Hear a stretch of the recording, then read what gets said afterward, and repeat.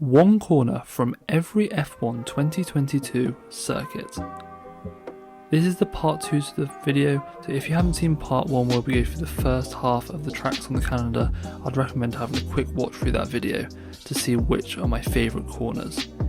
This video is the part 2, so we'll be going through the remaining tracks and putting them together to find the ultimate F1 2022 circuit. So let's continue with starting with Austria. I think Austria is a very simple track. It doesn't have too many standout corners, quite like turn 1, the heavy braking zone, but I think the most interesting set of corners and probably my favourite is 6 through to 7 and 8. This is quite sort of medium speed and it's a long left-hander, but I think this will be the best interesting to add to our track. Next we're on to Paul Ricard. This is another tricky one. There wasn't really a standout option for me, but I quite like the chicane at turns 8 and 9 along the long straight in sector 2. This heavy braking zone has room for error and I think it'd be quite a cool addition into our track. Moving on to Hungary. Hungary is quite a narrow track, there's not much room for overtaking apart from down the long DRS straight into turn 1. My favourite corner is turn 4. This is where there is a sort of short straight and then there's quite a high speed left-hander going up the hill. This is what we'll be adding to our circuit. Now on to a favourite in Spa. There are so many great corners in Spa, but I think turns 2, 3 and 4, which is a Rouge leading on to Radion, are one of the best set of corners on the F1 calendar. This set of corners couldn't be left out and they're actually building a grandstand. They've just built one at the top of this hill, so that would be an incredible place to watch some overtakes this season.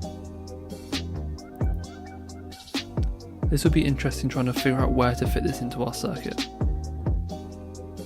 So next we're moving on to Zandvoort, and I think there's only one corner really on this circuit that we can go with, and it's the iconic banked corner at turn 3. I love watching cars go around this, and drivers were struggling to find out the best line through this last year. This will be a slow speed corner, but interesting, and it will mix things up on our track. Monza next, and a track with a lot of straights and hard braking zones, but I've gone with turn 11, which is the Parabolica. I think this leads for something different, and it's a long sort of curved right-hander, and it will lead onto a nice straight, which could lead to some good overtaking opportunities. This would be a good corner to connect to long straights, I think. Singapore next, and this is an extremely technical and tight street circuit. This is an example where there's so many corners and they're all sort of right angles, so if you just took the one corner it'd be pretty boring as they're very similar. I'm going to go for the sector 2 turns 10 to 13.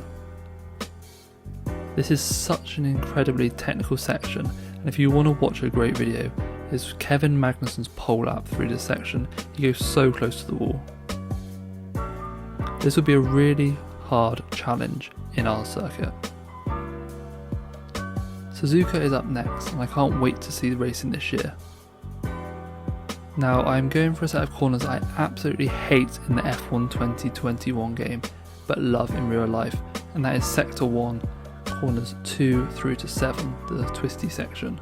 I think this is probably one of the best sectors 1 on the F1 calendar, so I had to include all of these corners in our track.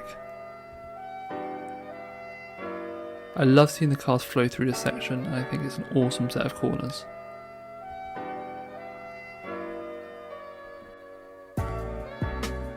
Kota next, and my favourite corner on Kota is the long uphill into turn 1. I love the uniqueness of this corner and how late it allows drivers to brake into this corner. I think it offers something really different to most other tracks, and I think I'd quite like to see a few more of these corners on new circuits. We could have it after a long straight and lead into a technical section. I think would work quite well.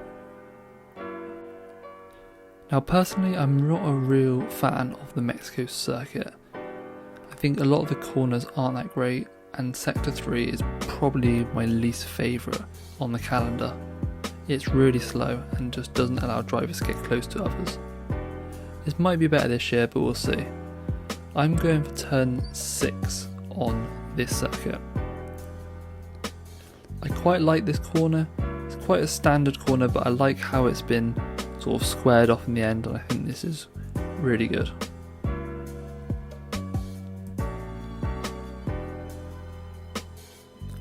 Interlagos next.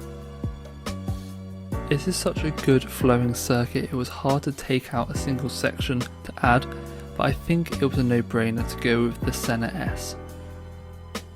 This is such a good flowing circuit, and this could be added to a different part of our track. It doesn't have to be coming off of a straight and leading into another straight. Could be interesting to see this section leading into something technical, maybe coming from a slower section to see how drivers will take a different line through the set of corners. Abu Dhabi is a track for me which doesn't really have a standout corner. I was sort of struggling to find a corner I liked. I do quite like the set of corners between 2, 3 and turn 4. This is sort of where it banks over a hill, and where we saw Charles Leclerc go flying off where Verstappen came out of the pits last season, which is quite funny to watch.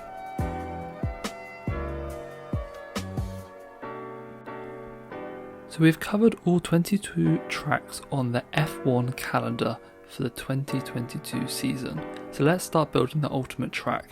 We're going to start in Canada and have the chicane for the Wall of Champions as the start grid. We will then take the left-hander that is the final corner of Miami, leading into the chicane on the back straight of Paul Ricard. This is the first section where we'll see something a bit different, as we'll have a lot of speed coming out of this section and go into Sector 1 of Suzuka, which is normally quite a slow section. The drivers have to have quite a hard braking into this section. It'll be similar to Maggots and Beckett's of Silverstone. Coming out of this section, we'll have the uphill left-hander that is Hungary, and then we'll lead onto the extremely technical section of Singapore. This will be the slow section of a track. To pick speed up again, we'll have a sort of fast corner that is Saudi Arabia, whereas the drivers can carry a lot of speed out of this corner. But then we'll have the slow section that is the Monaco hairpin. Drivers having a lot of slow speed coming out of this corner again will then go down the track, and this will lead us into Maggots and Beckett's and Chapel. Picking up a bit of speed, we'll come through to the long left-hander that is Austria, and then that will lead into Acqua Minerale of Imola. After this section, I think things need to slow down a bit again, so we're going to go through the castle section of Baku, and then go through that uphill bank of Abu Dhabi. Drivers will be able to pick up a bit of speed through this section of corners, and then we will go and have the Parabolica of Monza. This will be a sort of slow right-hander, but drivers will pick up a lot of speed coming out of this straight and go into the Interlagos Senna S. This would be sort of typical of the Senna S's as they come off of a long straight anyway, but instead of carrying on with another DRS zone, we are going to have the left-hand banked steep corner that is Zandvoort. Coming out of this really slow banked corner, we're going to have turn 1 from Bahrain. So this turn is going to have a lot less of a straight run into it than is typical at Bahrain, but I think this will be a great overtaking opportunity for this corner. This will run out, and instead of onto a straight, we're going to have a sort of short straight and then have the chicane that is Albert Park. Drivers will be able to pick up a lot of speed here, we'll have a DRS zone and then lead into turn 1 of Kota. I would like to see this corner on a different part of the track that isn't turn 1, as I think this would be an interesting addition to our track. After this long uphill left-hander, drivers will drop down again, and this is where I have added a bit of my own track to link things together, as otherwise this track wasn't going to be that great. I needed to try find a flowing section to lead into Spa, which I have done here. So this is after the long section that comes from Kota, we'll have quite a fast, high-speed sort of right-hander, left-hander, and then this will lead into Eau Rouge and Radion of Spa. So we're going into the final corner now, and there's just one track left, and we are going for the corner of Mexico. Spa is obviously crossing over where Suzuka Sector 1 is, and I think Spa would go over the top as it's going uphill, and there'll be a bridge here. So let me know your thoughts on this track. What do you think are the best sections, and do you think this will flow together?